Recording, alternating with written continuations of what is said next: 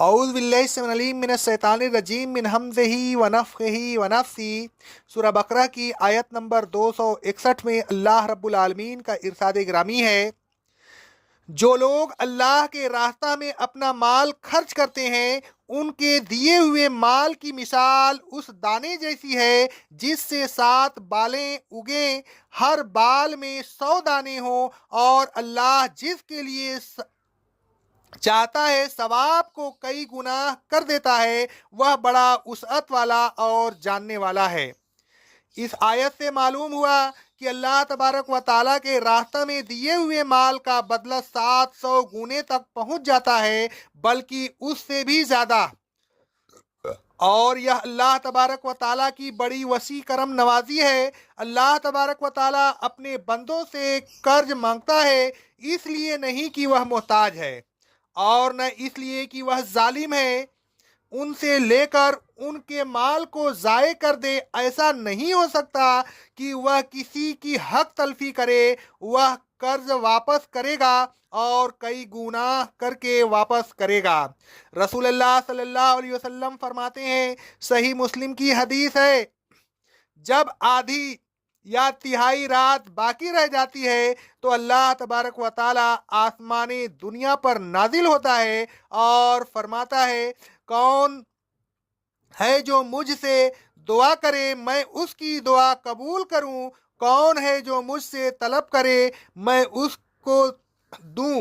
پھر دونوں ہاتھ پھیلا کر فرماتا ہے، کون ہے جو ایسی ہستی کو قرض دے جو نہ محتاج ہے اور نہ ظالم۔ رسول اللہ صلی اللہ علیہ وسلم فرماتے ہیں، صحیح بخاری اور صحیح مسلم کی حدیث ہے، اللہ تبارک و تعالیٰ صرف پاک مال قبول فرماتا ہے، تو جس شخص نے پاک کمائی میں سے ایک کھجور کے برابر صدقہ دیا تو اللہ اس کو اپنے داہنے ہاتھ میں لے لیتا ہے، پھر اس کی اس طرح نشو نما کرتا ہے جس طرح تم میں سے کوئی اپنے گھوڑے کی بچہ کی نشو نما کرتا ہے، یہاں تک کہ وہ کھجور پہاڑ کے برابر ہو جاتی ہے۔ الغرض اللہ تبارک و تعالیٰ کو قرض حسنہ دینے کا بڑا ثواب ہے۔ اللہ تبارک و تعالیٰ ثواب کو دیے ہوئے مال کا کئی گنا کر دیتا ہے۔ پھر اللہ تبارک و تعالیٰ فرماتا ہے، واللہ یقبض ویبسط، اللہ ہی رزق میں تنگی کرتا ہے اور اللہ ہی رزق میں کشادگی فرماتا ہے۔ اللہ تبارک و تعالیٰ کو قرض دے کر کوئی شخص یہ خیال نہ کرے کہ معیشت تنگ ہو جائے گی۔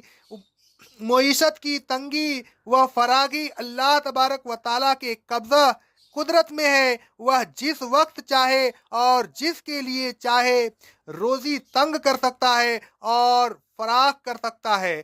اللہ تبارک و تعالیٰ فرماتا ہے سورہ الرعد کی آیت نمبر 26 میں، اللہ جس کے لیے چاہتا ہے روزی فراخ کر دیتا ہے اور جس کے لیے چاہتا ہے تنگ کر دیتا ہے۔ اللہ رب العالمین کا ارشاد گرامی ہے سورہ سبا کی آیت نمبر 36 میں، اے رسول صلی اللہ علیہ وسلم کہہ دیجئے، بے شک میرا رب جس کے لیے چاہتا ہے روزی فراخ کر دیتا ہے اور جس کے لیے چاہتا ہے تنگ کر دیتا ہے۔ اللہ تبارک و تعالیٰ کے راستہ میں دیے ہوئے مال کم نہیں ہوتا بلکہ مال میں برکت ہوتی ہے۔ رسول اللہ صلی اللہ علیہ وسلم فرماتے ہیں، صحیح بخاری اور صحیح مسلم کی حدیث ہے، ہر دن جب بندے صبح کرتے ہیں تو 2 فرشتے نازل ہوتے ہیں، ان میں سے ایک اس طرح کہتا ہے، اے اللہ خرچ کرنے والے کو اور دے، اور دوسرا اس طرح کہتا ہے، اے اللہ روکنے والے کے مال کو تلف کر دے۔ رسول اللہ صلی اللہ علیہ وسلم ہم نے حضرت اسماء سے فرمایا، صحیح بخاری اور صحیح مسلم کی حدیث ہے، خرچ کرتی رہو، گن گن کر نہ رکھو ورنہ اللہ بھی گن گن کر دے گا، مال کو روک کر نہ رکھو ورنہ اللہ بھی تم سے ہاتھ روک لے گا۔ پھر اللہ تبارک و تعالیٰ نے فرمایا، دنیا کی فراخی اور تنگی کا خیال چھوڑو، یہاں کی زندگی اور مال و متاع आर्जी है। व इलैहि तुरजऊन, तुम्हें यहाँ से एक दिन जाना है और अल्लाह तबारक व ताला के सामने पेश होना है। तो क्यों ना उसके रास्ते में खर्च करके उसको खुश करो और उससे बाकी रहने वाला अज्र व सवाब हासिल करो। ऐ लोगों, अल्लाह तबारक व ताला के रास्ता में खर्च करते रहिए। यह ख्याल न कीजिए कि अल्लाह तबारक व ताला के रास्ता में खर्च करने से आप मुफलिस हो जाएंगे। नहीं, बल्कि अल्लाह तबारक व ताला और ज़्यादा देगा।